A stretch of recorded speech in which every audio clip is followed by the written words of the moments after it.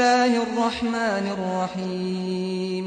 Sura Talaq nihoyat shafqatlik va mehribon Allohning ismi bilan boshlayman.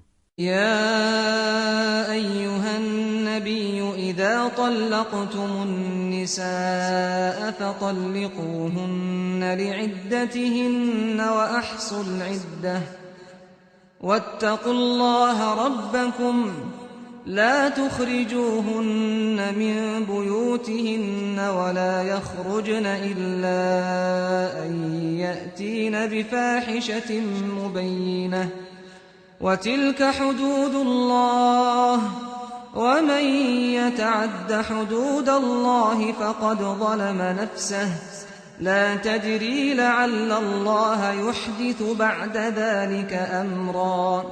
Ey payg'ambar, ummatingga aytqinki, sizlar ayollarni taloq qilsanglar, ularning iddatiga loyiq paytda, ya'ni poklik holatida taloq qilinglar. Nasab orlashib ketmasligi uchun iddatni sananglar.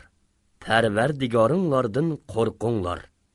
Ularning iddati to'shmag'ucha ularni uylaridan chiqarvatmanglar. Ularmi uyidan chiqmasin. Ular faqat ochiq fohisha qilsalar, ondan hadni ijro qilish uchun chiqadi. Ani shu Allohning qonunidir. Kimki Allohning qonunidan holqib ketadigan, u o'ziga zulm qilgan bo'ladi. Sen bilmaysanki, Alloh shuningdan keyin, ya'ni taloqdan keyin biror ishni maydonga keltirishi mumkin. يا أيها النبي إذا طلقتم النساء فطلقوهن لعدتهن وأحصوا العدة واتقوا الله ربكم لا تخرجوهن من بيوتهن ولا يخرجن إلا أن يأتين بفاحشة مبينة وتلك حدود الله ومن يتعد حدود الله فقد ظلم نفسه لا تدري لعل الله يحدث بعد ذلك أمرا. Ey payg'ambar, ummatingga aytqinki, sizlar ayollarni taloq qilsanglar, ularning iddatiga loyiq paytda, ya'ni poklik holatida taloq qilinglar. Nasab orlashib ketmasligi uchun iddatni sananglar. Parvardigoringlardan qo'rqinglar. Ularning iddati to'shmag'ucha ularni uylaridan chiqarvatmanglar. Ularmi uyidan chiqmasin. Ular faqat ochiq fohisha qilsalar, ondan hadni ijro qilish uchun chiqadi.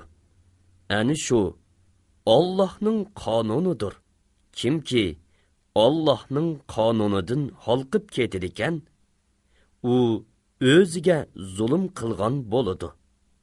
Sen bilmaysanki, Alloh shuningdan keyin, ya'ni taloqdan keyin biror ishni maydonga keltirishi mumkin.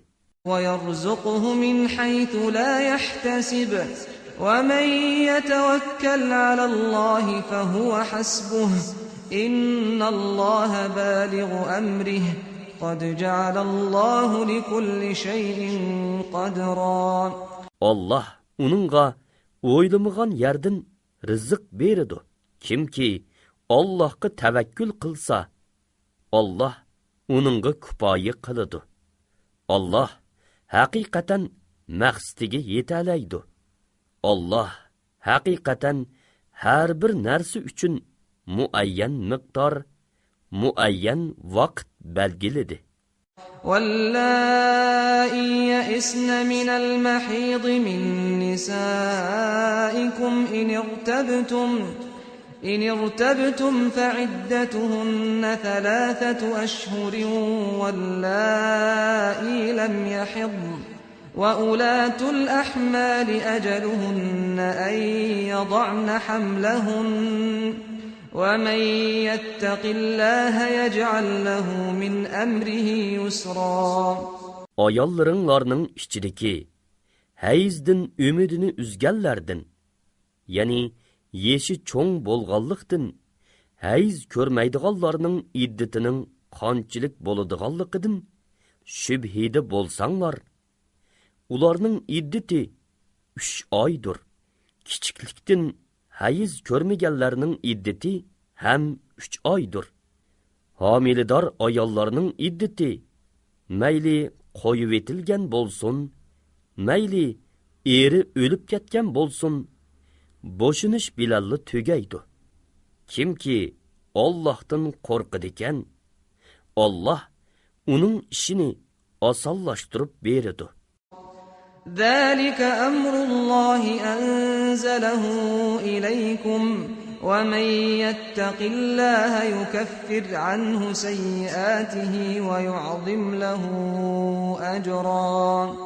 Ani shu Allohning sizlarga nozil qilgan hukmidir. Kimki Allohdan qo'rqadigan, Alloh uning gunohlarini yo'qqa chiqaradi. Uningga katta savob beradi. أسكنوهن من حيث سكنتم من وجدكم ولا تضاروهن لتضيقوا عليهن وإن كن أولات حمل فأنفقوا عليهن حتى يضعن حملهن فإن أرضعن لكم فآتوهن أجورهن وأتمروا بينكم بمعروف وإن تعاسرتم فسترضع له أخرى. Ularni, yani qo'yib etilgan ayollaringlarni qudratinglarning yetishicha o'zinglar o'ltirayotgan joyinglarning bir qismida o'ltirg'izinglar. Ularni tanglikda qoldirish uchun ziyon yetkazmanglar.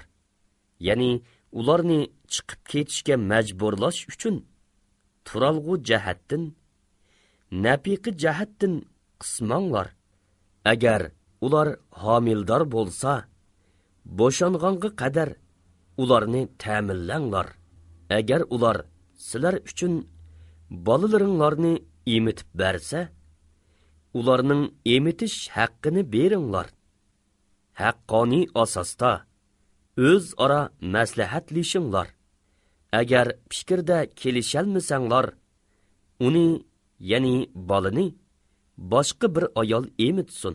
ينفق ذو سعة من سعته ومن قدر عليه رزقه فلينفق مما آتاه الله لا يكلف الله نفسا إلا ما آتاها سيجعل الله بعد عسر يسرا. Boy odam ayolini va bolasini o'zining boyligiga yarasha ta'minlasin. Rizqi tor qilingan odam Allohning uningga berganiga yarasha ta'minlasin. Ya'ni har odam o'zining iqtisodiy ahvoliga yarasha xarajat qilsin. Alloh insonni faqat toqati yetadigan ishqila taklif qiladi.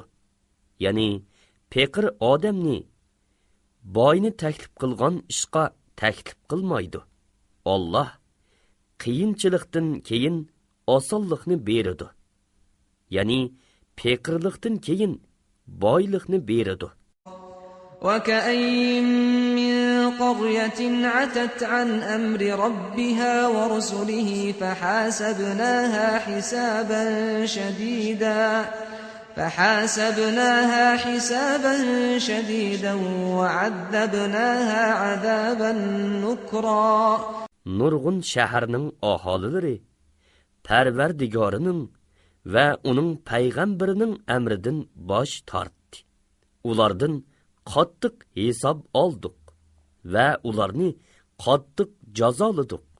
فذاقت وبال أمرها وكان عاقبة أمرها خسرا. Ular qilmishlarining vabolini tetidi. Ularning qilmishlarining oqibati ziyon tortishdan iborat bo'ldi. أعد الله لهم عذابا شديدا فاتقوا الله يا أولي الألباب الذين آمنوا قد أنزل الله إليكم ذكرا. Allah ularga oxiratda qattiq azob tayyorladi. Iymon etgan aql egilari, Allohdan qo'rqinglar. Allah sizlarga Qur'onni nozil qildi. رسولا يتلو عليكم آيات الله مبينات ليخرج الذين آمنوا وعملوا الصالحات من الظلمات إلى النور ومن يؤمن بالله ويعمل صالحا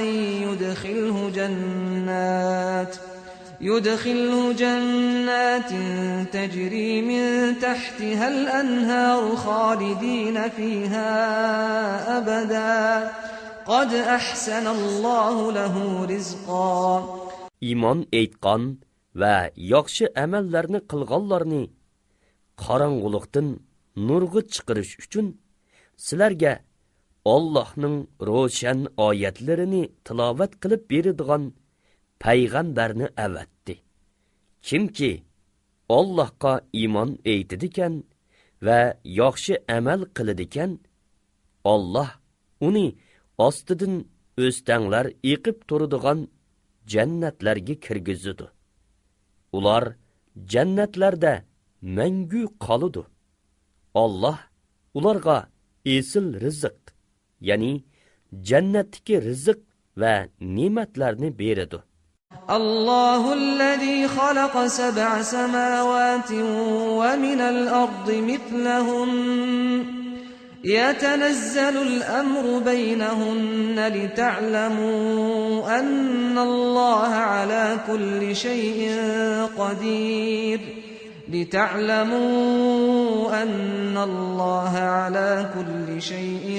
قدير وأن الله قد أحاط بكل شيء علما. Allah 7 osmonni yaratdi. Zaminni osmonlarga o'xshash, ya'ni 7 qilib yaratdi. Allohning amri ularning orasida joriy bo'lib turadi.